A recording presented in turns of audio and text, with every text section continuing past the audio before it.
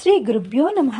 ఖగోళంలో గ్రహాలు నిర్దిష్ట సమయంలో ఒక రాశి నుంచి మరో రాశిలోకి సంచారం చేస్తుంటాయి. ఇలా సంచారం చేసే క్రమంలో కొన్ని రాశుల వారికి మంచి ఫలితాలు ఎదురైతే మరికొన్ని రాశుల వారికి చెడు ఫలితాలు ఎదురవుతాయి. సంపదకు కారకుడైన శుక్రుడు అమ్మవారి నక్షత్రమైన మూలా నక్షత్రంలో సంచారం చేస్తున్నాడు. వారం రోజుల పాటు కొన్ని రాశుల వారికి తిరుగులేని విధంగా ఉంటుంది. ఈ నెల 18వ తేదీ వరకు మూలా నక్షత్రంలోనే ఉంటాడు. ఈ వారం రోజులు ఏ ఏ రాశుల వారికి అదృష్టం పట్టుకుంటుందో ఇప్పుడు చూసేద్దాం. అందుకు మొదటి వరుసలో ఉన్నది మకర రాశి. కొంతకాలం నుంచి వేధిస్తున్న సమస్యలన్నీ ఈ మకర రాశి వారికి ఈ వారంలో పరిష్కారం అయిపోతాయి. అదనపు ఆదాయానికి మార్గాలు తోడవుతాయి. ఉద్యోగస్తులకు మంచి లాభాలున్నాయి. వ్యాపారస్తులకు కూడా మంచి లాభాలున్నాయి. వ్యాపారులకు సంబంధించిన మంచి ఆర్డర్లు కూడా బాగా పొందుతారు. కుటుంబ సభ్యుల మధ్య అనుబంధం బాగా బలపడుతుంది.